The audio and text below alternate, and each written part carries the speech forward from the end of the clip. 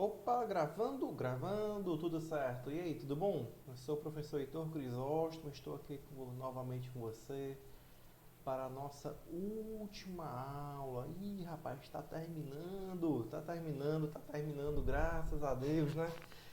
Professor, não vejo a hora de terminar, professor. Matemática, sabe como é que é, né? Deixa eu me ajeitar aqui nessa cadeira, pelo amor de Deus. Pronto. Então, galera, aula de matemática foi super tranquila, a aula passada, matemática computacional. A gente falou o que a aula passada? Foi sobre determinantes, né? Até me estiquei um pouquinho ali a aula, mas tudo bem, tranquilo, não tem problema. O importante é que vocês aprendam, né? Então, como eu sempre digo, e aí? Já foi no AVA? Já tirou a dúvida com o tutor? Já leu os e-books? Já participou lá do teu fórum Tira Dúvidas? Rapaz, não bora perder tempo não. Bora perder tempo não, porque você precisa estudar hoje, né? Focar nesse momento para que você possa aprender e colher os frutos lá na frente, ok? Tranquilo? Show de bola? Então, galera, primeira aula a gente falou um pouquinho sobre conjuntos. Segunda aula falamos sobre matrizes. Terceira aula nós conversamos sobre determinantes, né? E aí vimos que o determinante é um número real que está associado a uma matriz. Vimos que para calcular o determinante de uma matriz de ordem 2 a gente precisa multiplicar os elementos da diagonal principal e subtrair do produto dos elementos da diagonal secundária. Vimos que para a gente ter como solucionar o determinante de uma matriz de ordem 3, a gente precisa utilizar o que a gente chama de regra de Sarri, né, que se escreve Sarros. Então a gente precisa da regra de Sarri para poder resolver, né, encontrar o determinante da matriz de ordem 3. É um método que não é tão complicado, é um método um certo tanto trabalhoso, mas é um método que você praticando ali aquele braçal da coisa, você consegue sem dúvida alguma aí agilizar mais na frente, né? Quando você tiver tendo que calcular de novo, você faz ali umas 3, 4, 5 vezes, quando chega na sexta, você já está craque aí na hora de calcular esse determinante, né? Então, é, de imediato não é prático, mas não quer dizer que não ser prático não quer dizer que seja difícil. Muito pelo contrário, basta você multiplicar, né? São operações básicas aí. A gente viu também o teorema de Laplace, né? O teorema de Laplace, apesar de poder ser utilizado para resolver determinantes de matriz de ordem 2 ou 3, a gente costuma mesmo utilizar o teorema de Laplace para resolver determinantes de ordem 4 ou maior, né? Por quê? Porque você vai matar uma barata com canhão? Não, você não vai matar uma barata nem com canhão, nem com espingarda. Se você for matar uma barata, você vai matar uma barata de uma forma convencional. Geralmente é com uma chinela, com inseticida lá. E, ou seja, você vai matar com algo prático, né? Você não vai, Ave Maria, fazer toda uma operação de guerra para poder matar uma barata. Tem gente tem gente que faz, tá? Mas o que eu quero dizer com isso é que o teorema de Laplace ele é algo muito forte, né? Algo muito bem elaborado para você utilizar para resolver um determinante de uma matriz de ordem 2 ou então um determinante de uma matriz de ordem 3, né? Então, deixa realmente o teorema de Laplace mais para frente, que você vai resolver utilizando é, os outros, né? Você vai utilizar a regra de Sarri mesmo, que é mais prático, né?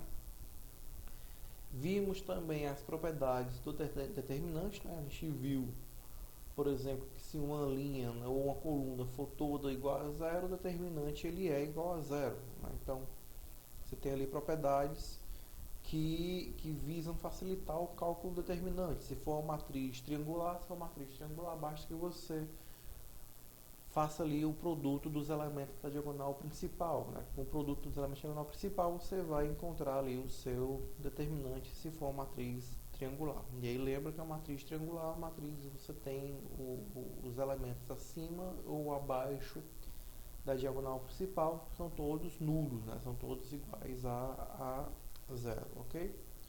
Vimos também teorema de Binet, né? Que você pode fazer determinante de A vezes B igual a determinante de A vezes determinante de B, né? Enfim, se você não lembra de parte do que eu falei, volta lá na aula anterior, porque nós vamos precisar, né? Nós vamos precisar desses conceitos básicos aí que a gente viu na aula anterior, para poder seguir em frente com essa aula, nossa aula agora de sistemas lineares, ok? Então, galera, sistema linear, a gente vai ver que nada mais é do que um conjunto de equações lineares, né? Sistema linear vai ser um conjunto de equações lineares. No dia a dia da gente, muita coisa a gente consegue esquematizar por meio de uma equação linear, né? A gente chama de equacionar, né? A gente vai equacionar alguma coisa, a gente vai criar equações em cima daquele contexto, né? Então, por exemplo, eu já pesquisei durante algum tempo otimização, acho que até falei um pouquinho na aula anterior, né? O que é a otimização? É a busca de um valor ótimo. O que é esse valor ótimo? É o melhor valor dentro de um determinado contexto. Então, para encontrar esse valor ótimo, eu preciso solucionar equações lineares, né? A matéria que estuda isso é a pesquisa operacional, em mais específico a programação linear, né? A programação linear você programa ali por meio de aplicativos, geralmente o Lindo, né? O Lindo, você joga as equações lineares ali, ele soluciona para você justamente tentando encontrar o valor ótimo, né? E aí você faz esse tipo de situação geralmente em indústrias, né? Cantos que você precisa encontrar valores bons aí para poder economizar, né? Gastar menos, encontrar preços que condizem com a realidade, enfim. São várias as aplicações da área de otimização, né? Da área de programação linear.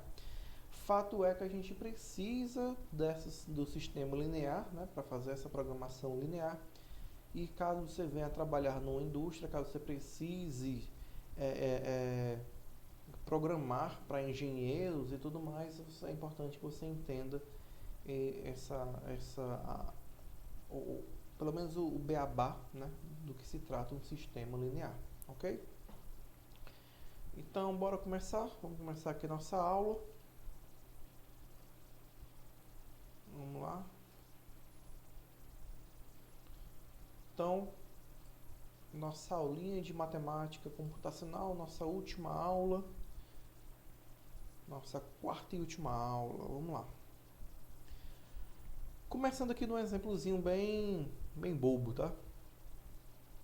3 irmãos, Paula, Júlia e André, ao confrontarem suas contas de telefone celular, ficarem curiosos em saber quanto custou 1 minuto de cada tipo de ligação realizada. As 3 contas apresentam ligações para telefones fixo, móveis e ligações internacionais para Buenos Aires, onde moram seus primos. Né? Então você tem 3 irmãos aqui, Paulo, Júlio e André, e eles ligam para telefone fixo, para telefone móvel, né, que é o celular, e também para faz ligação internacional, né, o famoso DDI. Né? Antigamente a gente falava muito esses termos, né, DDD e DDI. Hoje em dia a gente nem fala mais tanto neles. Mas eles não sabem quanto custa cada ligação e eles querem saber quanto que custa o preço de cada uma dessas ligações. E como que eles fariam isso? De cara, a gente pode montar essa tabela. Perceba que a tabela abaixo, né, informa o tempo em minutos, as ligações que cada um efetuou e o valor correspondente da conta, já descontado o preço da assinatura. Né? Então, Paula gastou 10 minutos com fixo, 6 minutos com móvel, 2 minutos com internacional e deu 12,20. Júlia deu 14 minutos com fixo, 4 minutos com móvel, 3 minutos com internacional e deu 13,40. Enfim, André, está aqui o seu tempo e deu 14,70, né?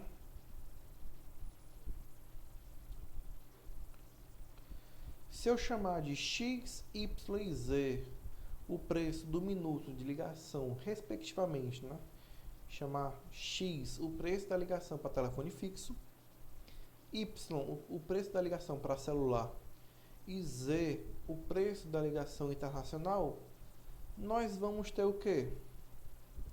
A conta de Paulo vai ser 10x mais 6y mais 2z, né? Ou seja, 10 minutos vezes x, que é o preço do fixo, 6 minutos vezes y, onde y é o preço da ligação para celular, e 2 minutos vezes z, né, sabendo que z é o preço da ligação internacional. Isso aqui vai dar igual a 12,20, que é o valor da conta. Júlia, ó, vai ser 14x mais 4y mais 3z igual a 13,40. E André vai ser 8x mais 5y mais 5z, que dá igual a 14,70. As três equações acima, elas constituem um exemplo de sistema linear, né? E o que é que elas têm, na verdade, em comum, né? O que é que essas equações em comum? As equações que a gente obteve lá com Júlia, Paula e André, elas têm muitas coisas em comum. Primeiro ponto. Olha para essa equação, 10x mais 6y mais 2z. Primeiro, é uma equação do primeiro grau. Como que eu sei que é uma equação do primeiro grau? Uma equação do primeiro grau, o maior expoente, tá? O maior expoente da equação é 1. Como que eu sei que o maior expoente da equação? Justamente porque você não está vendo nenhum outro número aqui em cima. Ó. Quando não tem nenhum número em cima das incógnitas, subtende-se que é 1. Se fosse 2, aparecia 2 aqui, ou se fosse 3, aparecia 3. Como não aparece nenhum, subtende-se que é 1. Então, você percebe que é uma equação do primeiro grau, já que nenhum outro termo, né? Os 3 termos aqui do primeiro membro são de primeiro grau. Então, a gente chama que essa equação ao todo é a equação do primeiro grau. O termo do segundo membro, né, é de grau zero, ou seja, ele é independente. Não tem nenhuma variável aqui, não tem do lado desse 12,20 aqui, 12,20, não tem nem x, não tem y, não tem z, não tem nada. Então a gente chama de independente. Por quê? Porque ele não depende de nenhum tipo de variável, tá? O variável é esse aqui, ó, x, y e z.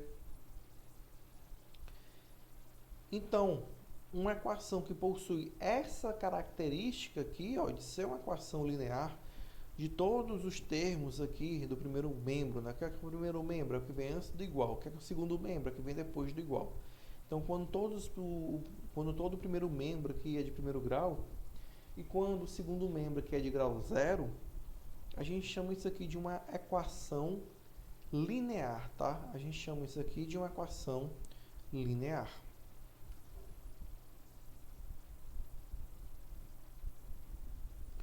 Então, de uma forma geral, né,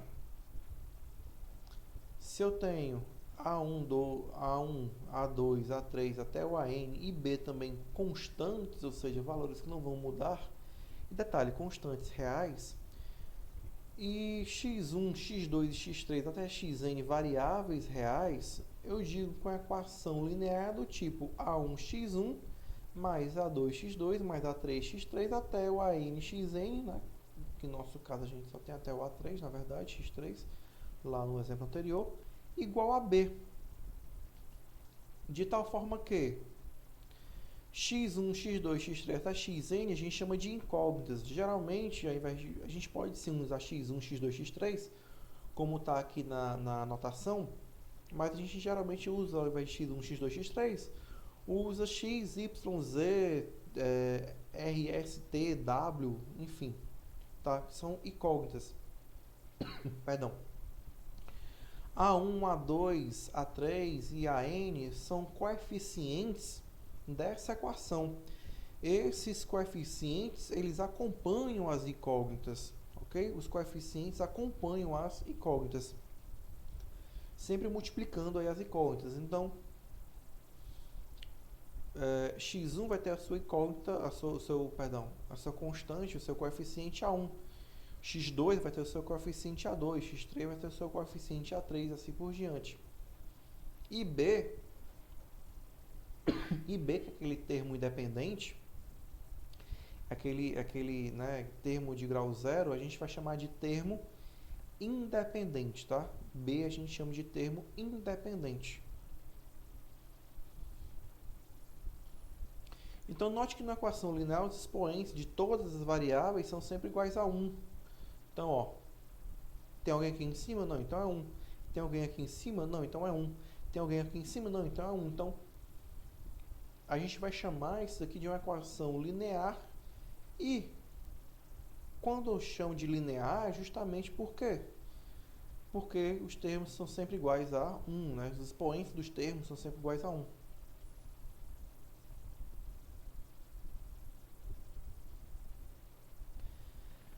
Então, chama-se de sistema linear de n incógnitas um conjunto de duas ou mais equações lineares com n incógnitas. Então, aqui, um sistema linear com duas equações e duas incógnitas x e y, né? Como eu falei para vocês, a gente geralmente usa x e y, mas poderia ser sem problema x1 e x2 aqui, tá? x1 e x2. Enfim, nós temos aqui um sistema linear com duas equações e duas incógnitas. Então, é um sistema linear. Aqui embaixo, ó, nós temos um sistema linear com 3 equações e 4 incógnitas. Quem são as incógnitas? X, Y, Z e T. Poderia ser o quê? X1, X2, X3 e X4. Mas, como eu falei para vocês, geralmente a gente usa X e Y, X, Y, Z e T, ok? Mas tenham em mente aí que pode ser um ou outro, tá? Então, aqui eu tenho um sistema linear com 3 equações e 4 incógnitas.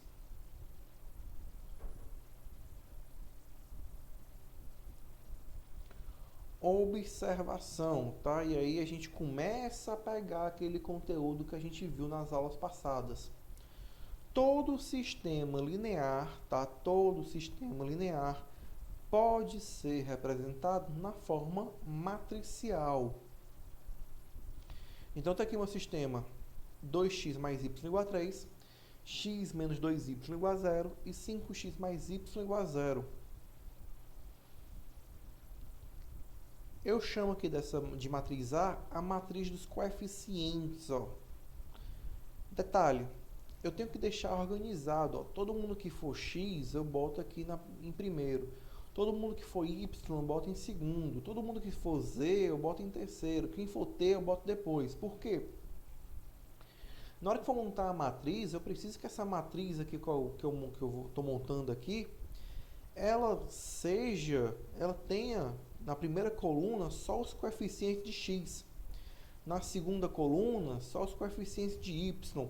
Se tivesse uma terceira coluna, só os coeficientes de z. Então perceba aqui, ó. 2, 1 e 5, ó. 2, 1, né, quando não tem ninguém, subtende-se que é 1, e 5, tá aqui. 1 menos 2 e 1, tá aqui, ó, 1 menos 2 e 1. Essa é a matriz dos coeficientes.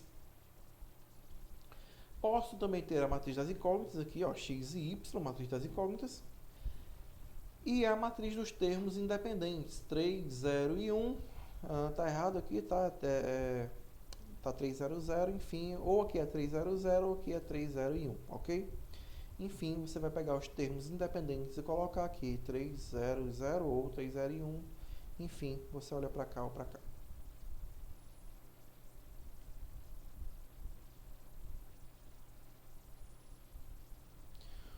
Uma solução de um sistema linear é um conjunto de valores que satisfaz ao mesmo tempo todas as equações do sistema linear, tá? Todas as equações do sistema linear. Então, deixa eu olhar aqui um pouquinho para vocês. Um sistema linear, a gente já viu que ele é composto por duas ou mais equações, né? Então, um sistema linear é um sistema composto por duas ou mais equações lineares. A solução de um sistema linear como um todo vai ter o quê? Vai ser, geralmente, um par ordenado ou uma tripla, né? Ou, se for x, y, z, vão ser três valores, que substituindo ali em x ou y, x, y, z, ou x, y, z e t, enfim, vão satisfazer todas as equações ao mesmo tempo, tá? Então, um par ordenado, uma ênupla, tá? Na verdade, o nome correto é ênupla. Essa ênupla pode ser um par ordenado ou uma tripla, que são três valores, enfim, uma ênupla. Ela vai ser solução de um sistema linear quando essa ênupla satisfaz todas as equações ao mesmo tempo. Como assim, professor? Olha para cá.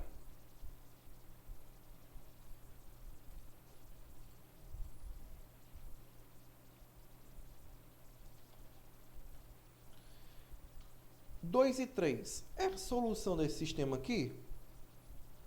Vamos substituir 2 e 3, ó, x, y, tá? Ó, x, y, primeiro sempre é x, o segundo é y. Aqui, 2 mais 3 dá 5, ok. E aqui embaixo? 2 vezes 2 dá 4. 4 menos 3 dá 1. Opa, verdadeiro também. Satisfez as duas equações ao mesmo tempo? Satisfez as duas equações ao mesmo tempo.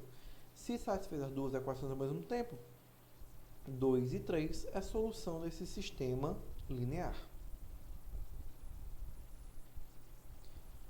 3 e 2. 3 e 2 é solução? Vamos ver. 3 mais 2, 5. Ok, satisfez a primeira. E a segunda? 3 vezes 2, 6. 6 menos 2, 4. Opa! Não satisfez. Se não satisfez as duas ao mesmo tempo, então 3 e 2 não é solução desse sistema linear. Ok? Não é solução desse sistema linear.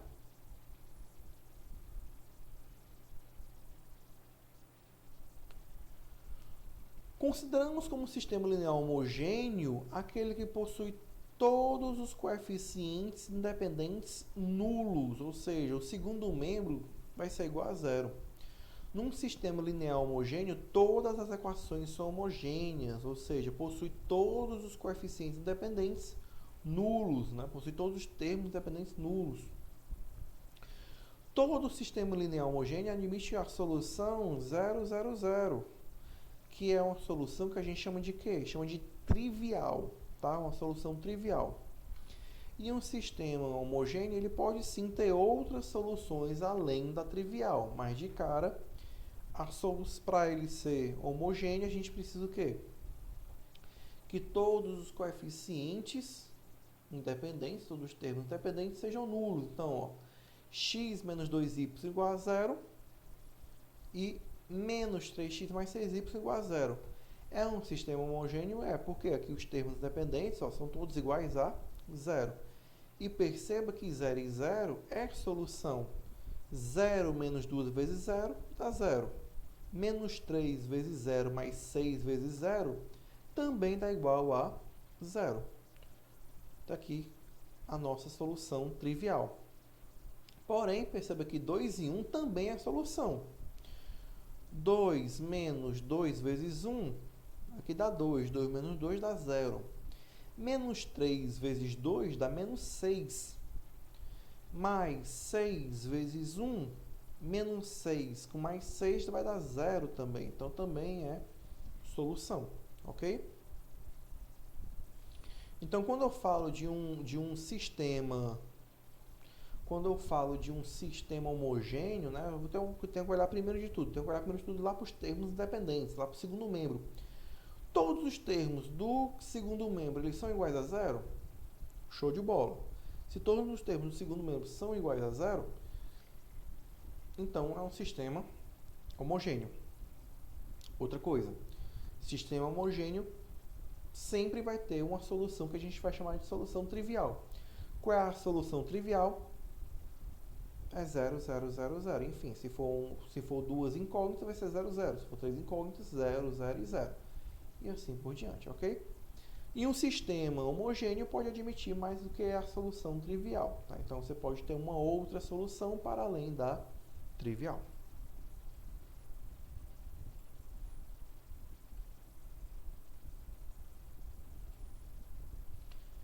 Dois ou mais sistemas que tenham exatamente as mesmas soluções, a gente chama de sistemas equivalentes, tá?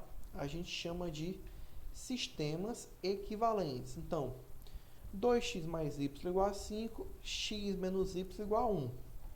O outro, x mais y igual a 3, 3x mais y igual a 7.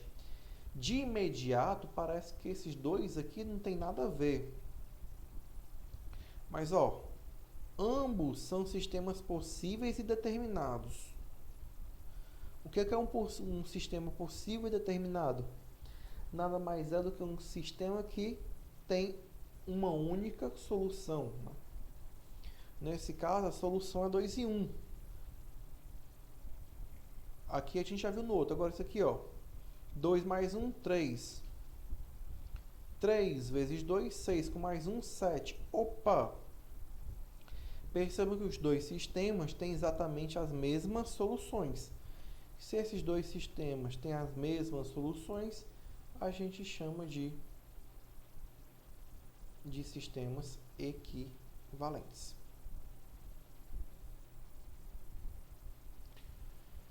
Primeiro, propriedade de equivalência entre sistemas. Isso é muito importante da gente perceber. Primeiro de tudo, trocar de posição entre si duas equações do sistema. Isso não vai alterar a solução. Multiplicar ou dividir os dois membros de uma equação do sistema por uma constante não nula também não vai alterar a solução. Eu posso também, dentro de sistemas equivalentes, substituir uma equação pela soma, membro a membro, dela com uma outra equação, podendo ser ambas multiplicadas antes por uma constante real não nula. E aí você começa a lembrar do teorema de Jacobi que a gente falou lá no final da aula de determinantes. Né? Percebam que... Cadê vocês? Está aqui vocês. Então, percebam que o teorema lá de Jacobi, ele falava justamente isso. Ó, se eu trocar aqui, se eu multiplicar e tal, eu não vou alterar o meu determinante. Então, quando eu estou trabalhando com sistema linear, essa é justamente a ideia. Eu vou ter que... Perdão. Para solucionar sistemas lineares, vou ter que criar outros sistemas lineares que são equivalentes àquele original. Justamente para quê? Para que eu consiga encontrar a solução desse sistema. Então, essa sacada aqui da equivalência entre sistemas é genial. Por quê? Eu vou ter meios, vou ter artifícios aqui, seja trocando de posição duas equações, seja multiplicando ou então dividindo dois membros da equação, somando com uma outra, para tentar solucionar essa equação. Professor, mas na minha época lá eu solucionava a equação por o método da adição, substituição, comparação. Ok, mas ali você estava trabalhando com equações sistemas lineares, na verdade, sistemas lineares com duas equações e com duas incógnitas. Quando você começa a aumentar, você começa a ter três equações, três incógnitas, quatro equações e quatro incógnitas, você precisa de meios de resolver esses sistemas lineares. E aí você vai utilizar justamente essas propriedades aqui, né, para poder resolver essas equações, para poder resolver esses sistemas. Ok? Então a gente vai ver mais na frente que você tem duas formas de resolver sistemas lineares que você não viu lá atrás. Quais são as duas? Escalonamento e regra de Cramer. Ok? São essas duas formas que você tem de resolver sistemas lineares. Ok? Então bora lá, bora continuar aqui nossa aula.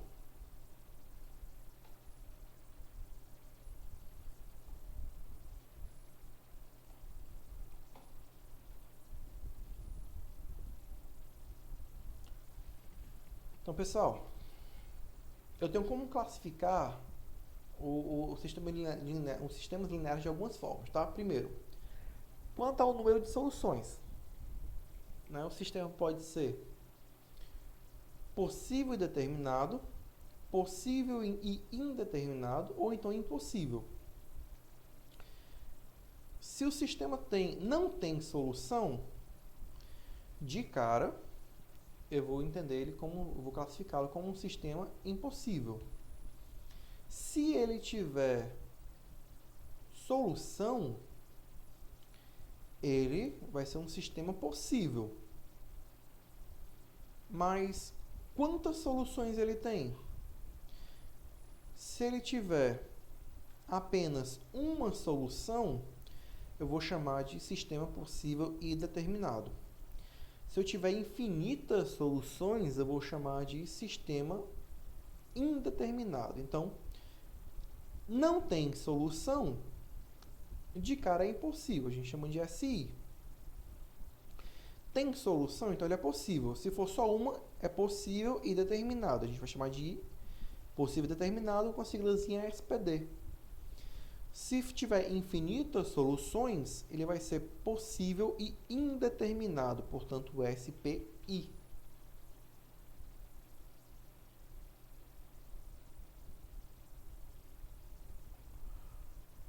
Em um plano cartesiano, as equações de forma ax mais by igual a c, em que a e b são simultaneamente não nulos, né, são coeficientes não nulos, eles vão definir uma reta. Não sei se vocês lembram, quando vocês viram na escola, geometria analítica, né? Isso daqui nada mais é do que geometria analítica. Você tem uma reta aí sendo representada. A equação geral da reta. A solução de um sistema linear de duas equações e a duas variáveis corresponde aos pontos comuns às retas relacionadas a essas equações. E tem tudo a ver com o que a gente estava vendo agora, se um sistema é impossível, possível e determinado, ou então possível e indeterminado. Por exemplo, o 3x menos y igual a 5 e o x mais y igual a 7. Você tem duas equações aí, são duas equações lineares, portanto, essas duas equações lineares formam cada uma delas uma reta. A primeira equação é y igual a 3x menos 5. Substituindo na segunda equação, perceba que eu estou resolvendo por meio da substituição, eu vou ter que x é igual a 3. X é igual a 3, então o y vai ser igual a 4. Está aí a minha solução, 3 e 4. No caso, o sistema linear, ele tem uma única solução. Esse sistema linear tendo uma única solução, ele é chamado de possível e determinado. Olha a interpretação gráfica desse sistema linear. Eu vou aqui traçar a reta 1. Essa reta 1, ela mostra ali minha primeira reta, que é 3x menos y, representa a minha primeira equação, 3x menos y igual a 5. E está aqui minha segunda reta, que é x mais y igual a 7.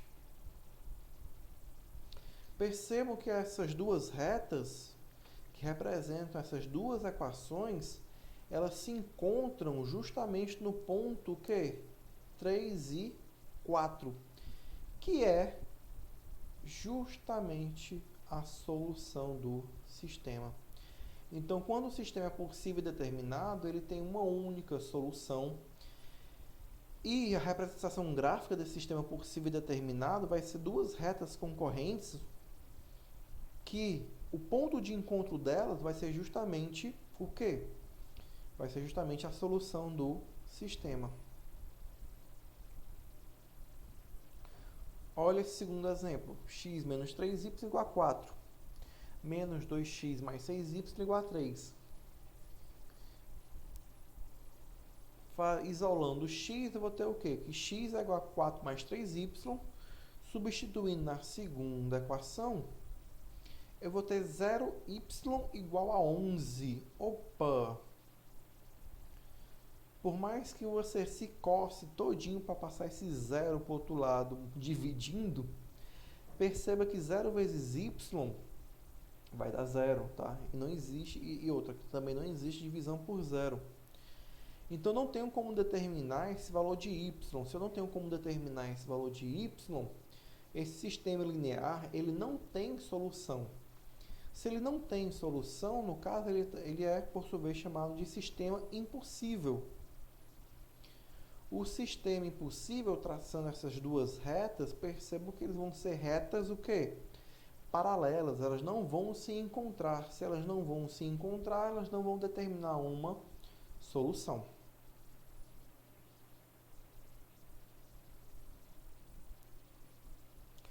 Já o exemplo 3, olha só, eu tenho o quê? 0y igual a 0. Ou seja, esse sistema linear, ele pode ter infinitas soluções. Então, no caso, como ele tem infinitas soluções, ele é possível e indeterminado. Se ele é possível e indeterminado, a representação gráfica aí desse sistema vão ser duas retas coincidentes, ou seja, R1 e R2 vão passar pelo mesmo trajeto. Perceba, inclusive, olha só, que x menos 2y igual a menos 5, eu consigo multiplicar essa equação aqui por menos 2 e obter justamente menos 2x mais 4y igual a 10. Essa equação é múltipla. A primeira equação a segunda equação nada mais é do que a primeira multiplicada por menos 2, né? Então, lembra que quando a gente tem situação determinante igual a zero? Pois é, tá aí, ó. Já ajuda a verificar que de fato é um sistema possível e indeterminado, porque tem infinitas soluções. Cada ponto dessa reta é uma solução. Então, em resumo, um sistema ele pode ser possível quando possui solução ou impossível quando não possui solução. Se ele for impossível, as retas são paralelas. Se ele tiver uma única solução, ele é determinado e as suas retas são concorrentes. Se ele tiver infinitas soluções, ele vai ser chamado de indeterminado e suas retas vão ser o quê? Vão ser coincidentes.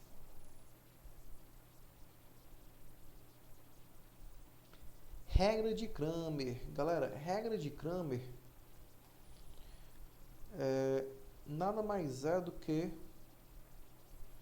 uma das formas da gente conseguir solucionar um sistema linear, ok? E a regra de Cramer, a gente vai utilizar os determinantes para poder solucionar esse sistema linear. Então, muita atenção aqui para a regra de Cramer, tá certo? É uma regra fácil, tá? É uma regra fácil, você só precisa de muita atenção, ok? Então, vamos lá, bora focar aqui.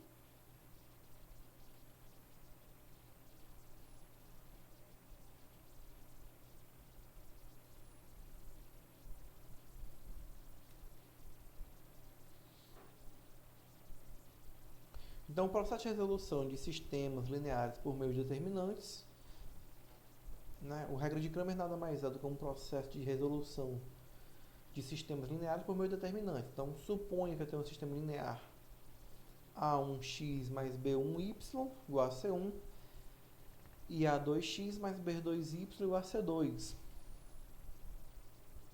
D vai ser a matriz dos coeficientes de x e y. Ó. Dx vai ser o quê? Eu vou substituir a primeira coluna, que é justamente a coluna onde nós temos aqui os coeficientes de x, e trocar pelos termos independentes aqui, ó. Então, dx é o determinante que é obtido substituindo a coluna dos coeficientes de x por quem? Pelos termos independentes.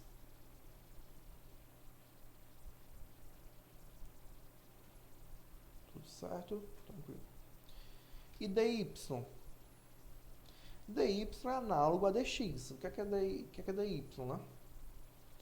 Eu vou substituir a coluna dos coeficientes de y pelos termos independentes. Isso é um determinante, eu vou ter como calcular. Então, o valor de x, ele na verdade vai ser dx sobre d. E o valor de y vai ser dy sobre d. Vamos ver um exemplo. Vamos ver esse exemplo.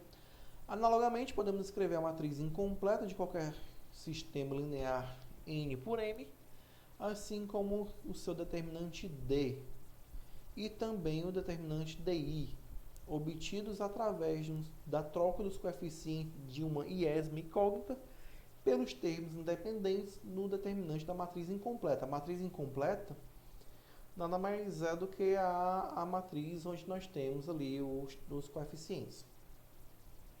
A regra de Cramer pode ser aplicada para resolver um sistema n por m, né, onde d é diferente de zero. A solução, né, é dada pelas razões, né? X vai ser dx sobre d e y vai ser dy sobre d. Então, eu quero resolver esse sistema aqui utilizando a regra de Cramer. 3x mais y igual a 5 e 5x menos 2y igual a 12. Primeiro, eu vou montar d. Como que eu monto d? Eu pego os coeficientes de x e os coeficientes de y eu coloco na matriz incompleta. Daqui, ó, 3, 5, 1 e menos 2. Resolvo esse determinante e eu vou ter, então, que d é igual a menos 11. dx, como que eu encontro dx? Eu pego a matriz dos coeficientes, retiro a primeira, substituo, na verdade, a primeira coluna pelos termos independentes, né? Então, ao invés de ficar 3 e 5, vai ficar 5 e 12. E aí, resolvo dx. Eu vou ter, então, que dx é menos 22. dy, quem é dy? Eu troco a coluna dos coeficientes de y pelos termos independentes. Aqui, ó, 1 e menos 2 é por 5 e 12. Resolvendo esse determinante, eu vou ter o quê? 11. Então, quem é x? X é dy, ou x é dx sobre d, que vai ser menos 22 sobre menos 11, que vai dar igual a 2. E y vai ser dy sobre d, que é 11 sobre menos 11, que vai dar igual a menos 1. Então, está aqui, 2 e menos 1 é a solução daquele meu sistema linear. Uma outra forma de resolver um sistema linear é por meio de escalonamento, tá? E aí, galera, regra de Cramer tem a sua utilidade, é uma forma de resolver, tá? Que você pode utilizar, e tem também o escalonamento. Uma é mais fácil do que a outra? Depende, tá? Se você gosta de determinantes, você vai preferir determinante. Se você prefere observar as equações e sair eliminando as incógnitas, você vai preferir escalonamento, ok? Mas vamos lá. Vamos para a reta final aqui da nossa aula.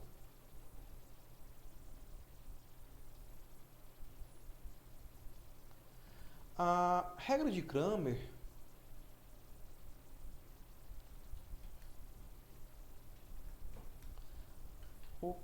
tá aqui. A regra de Cramer pode ser utilizada para discutir e resolver sistemas lineares em que o número de equações m é igual ao número de incógnitas n. Quando m e n são maiores do que 3, torna-se muito trabalhoso utilizar essa regra. Por quê, galera? Porque a regra de Cramer eu preciso utilizar o determinante. E a gente viu, né, que determinante é fácil, tranquilo, enquanto a gente tem matrizes 3x3. Quando aumenta a coisa, começa a ficar complicado. Então, quando mn, né, então quando o número de equações e o número de incógnitas, né, quando o número de equações m e o número de incógnitas n é igual a 3, tranquilo, show de bola. Mas quando você começa a aumentar, fica ainda mais trabalhoso utilizar essa regra. Então a gente passa a utilizar o que a gente chama de escalonamento, que facilita a discussão e resolução de quaisquer sistemas lineares, ok?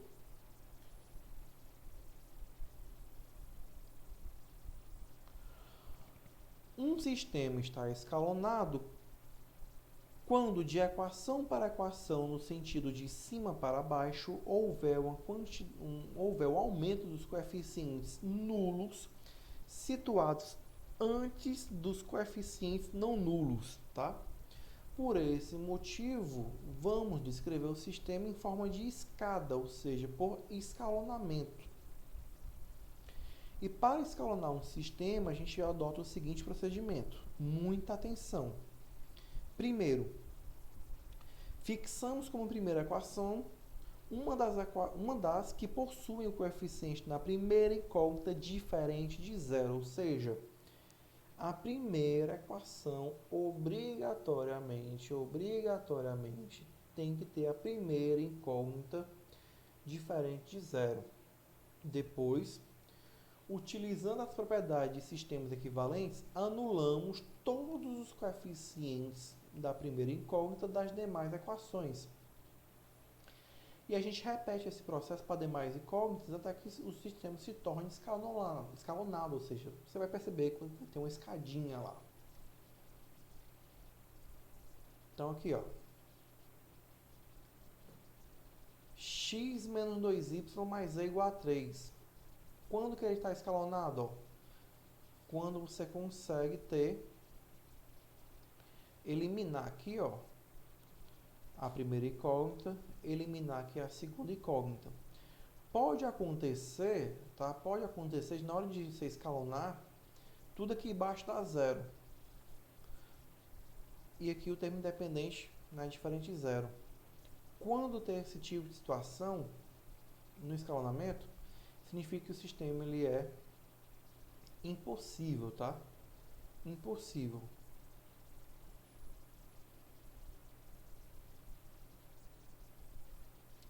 E esse aqui, ó, x menos y mais e igual a 4, 0 mais y menos e igual a 2, 0x mais 0y mais 3z tá aqui, ó. Esse sistema está escalonado, tá bem direitinho, ó. Dá pra ver a escada aqui, ó, bem direitinho. Você tá vendo, acompanhando o mouse aqui, ó. Então, a partir da terceira equação, eu vou retrosubstituir os valores aqui para encontrar x, y e z. Então, da terceira equação, você tem que 3z igual a 3, portanto, z igual a 1. Você descobriu o valor de z, substitui lá em cima. Então, y menos z não é igual a 2, mas z você descobriu que é 1. Então, y vai ser, na verdade, igual a 3. E na primeira, x menos y mais e igual a 4, você já descobriu o valor de z, já descobriu o valor de y, você vai somente substituir, e aí substituindo você encontra que o valor de x é igual a 6. Então a nossa solução é 6, 3 e 1. Perceba que a gente sempre começa de x, depois é y e depois é z. apesar de que a gente encontra na ordem z, y e x, nossa solução a gente escreve x, y e z. Então, nesse caso, o sistema escalonado é possível e também determinado, né, SPD, quando o número de equações é igual ao número de incógnitas. Por fim, a última equação ela é toda nula, né? Dessa forma ela está eliminada. Então, um sistema escalonado é possível e indeterminado quando o número de equações é menor que o número de incógnitas, ok? Então aqui você tem 2 equações e 3 incógnitas. Se você tem 3 incógnitas, então isso é um sistema SPI. Por quê? O número de equações é menor do que o número de incógnitas.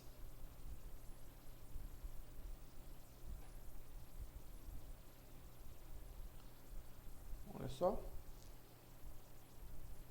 Nesse tipo de situação, eu tenho como encontrar a fórmula geral para dar todas as soluções desse sistema. Eu vou primeiro, para fazer isso, eu preciso primeiro trocar z por k, e aí eu vou isolar y, ó. Não é y menos 2k igual a 3 que eu troquei? Isolo y, vou ter o quê? Que y vai ser igual a 2k mais 3. Guarda esse valor. E na primeira, eu vou ter x menos y mais z, e eu vou substituir y por 2k mais 3, e vou substituir z por k. Então vai ficar x menos 2k mais 3 mais k. Isolando o x, eu vou ter o quê? Que x é k mais 6. Então minha solução geral vai ser o quê? K mais 6, 2k mais 3 e k. Percebam que eu posso brincar aqui, substituindo quaisquer valores para k, que qualquer valor de k que eu colocar aqui, eu vou gerar uma nova solução. Então, eu vou ter o quê? Infinitas soluções. Então, o sistema tem solução? Tem, então ele é possível. Mas ele tem infinitas soluções, então ele é possível e indeterminado, porque eu vou ter infinitas soluções, ok?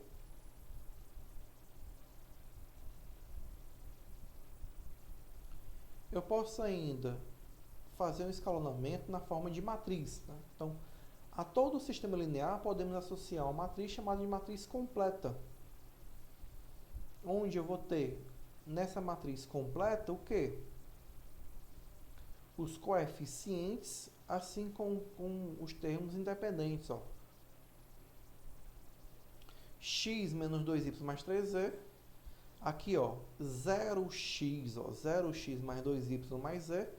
Ah, professor, não tem x aqui, então você bota 0 mais x, né? 0 vezes qualquer coisa vai dar 0, então não vai alterar o resultado da equação. Então, 0, 2, 1 e 7 está aqui, e menos 1, 0, 1 e 5 está aqui. Eu também estou completando para formar a matriz completa. E aí, ó, nesse caso aqui, ó, 2x menos y igual a 5, x mais 3y igual a 1 e 3x menos y igual a 4. Está aqui, ó. Matriz completa. 2, 1 e 3, menos 1, 3 menos 1, 5, 1 e 4. Vou escalonar. O que é que eu vou fazer? Primeiro passo, eu vou trocar a primeira linha com a segunda linha. E na hora do meu escalonamento, ó, vou tentar o quê? Que aqui tenha 0, 0 e 0. Meu objetivo, ó, é zerar aqui, zerar aqui e zerar aqui. Então, bora lá. Para fazer isso, eu tenho que multiplicar a primeira por menos 2 e somar com a segunda. Então, 1 vezes menos 2 dá menos 2. Com mais 2 vai dar 0. 3 vezes menos 2 vai dar menos 6. Com mais menos 1 vai dar menos 7. 1 vezes menos 2 vai dar menos 2. Com mais 5 vai dar igual a 3. Está aqui. Apareceu meu primeiro zero. Depois, eu vou tentar eliminar esse 3 aqui. Para eliminar esse 3, vou fazer o quê? Vou multiplicar por menos 3 e somar embaixo. 1 vezes menos 3 vai dar menos 3. Com mais 3, 0. 3 vezes menos 3 vai dar menos 9. Com menos 1 vai dar menos 10. 1 vezes menos 3 vai dar menos 3. Com mais 4 vai dar igual a 1.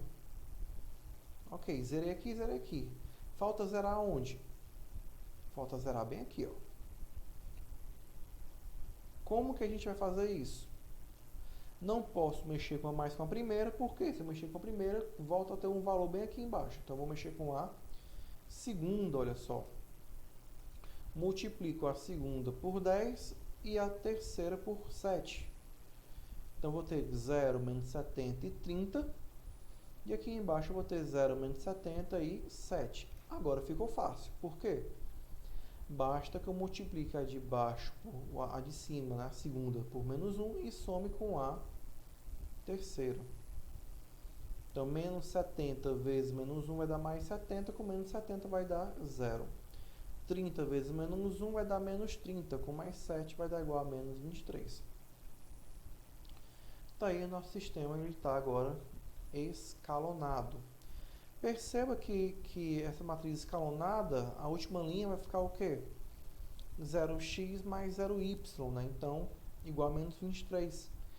Esse sistema é um sistema impossível, não tenho como encontrar solução para essa equação. Não tem como dois números somados dar igual a menos 23, né?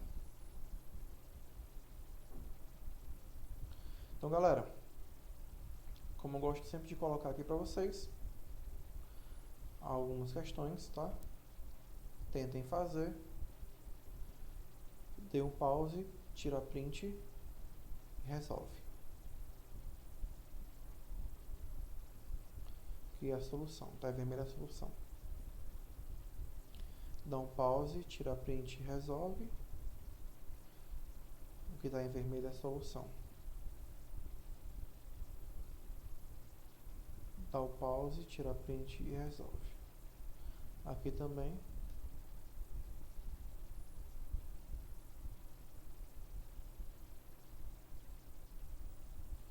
Galera, dois aplicativos muito bons, tá certo? Caso você queira verificar a representação gráfica desse sistema. O primeiro deles é o GeoGebra, tá? Ele é uso livre, você pode usar gratuitamente. Você consegue plotar gráficos nele. E o Inmat, tá? Ele consegue escalonar sistemas, tá? Também é um programa de uso livre que você pode obter aqui também, ok? As referências para essa aula, né? Esse slide foi inicialmente produzido pela Secretaria de Educação de Pernambuco. É um ótimo material, ajuda muito a nós professores, ok? Muito obrigado. Então, galera, é isso. Valeu, muito obrigado. Essa foi a nossa quarta e última aula. Eu espero que você tenha aproveitado toda essa sequência de 4 aulas, tá? Para mim foi um prazer muito grande dar essa disciplina de matemática computacional. Eu sempre trabalhei muito com matrizes, determinantes, sistemas lineares, então falar sobre isso daqui para mim é sempre uma grande satisfação, tá bom? Então, galera, muito obrigado. Estudem, foquem nos estudos, tá bom? Sempre invistam no seu eu do futuro. Eu sei que muitos de vocês estão começando agora, mas você está fazendo um curso mais curto ou um curso mais longo, seja 2 anos e meio, seja 4 anos, no instante passa, ok? E nunca pare de estudar. Quando você terminar essa graduação, parta para uma especialização, para você sempre estar ali galgando posições maiores em sua vida, ok? É isso, um forte abraço, foi um prazer é um prazer estar aqui sempre, valeu, muito obrigado também ao Centro Universitário Uniateneu por essa oportunidade de estar aqui com vocês, ok? Muito obrigado, um forte abraço e até a próxima, se Deus quiser. Valeu, galera, e estudem, ok? Tchau, tchau.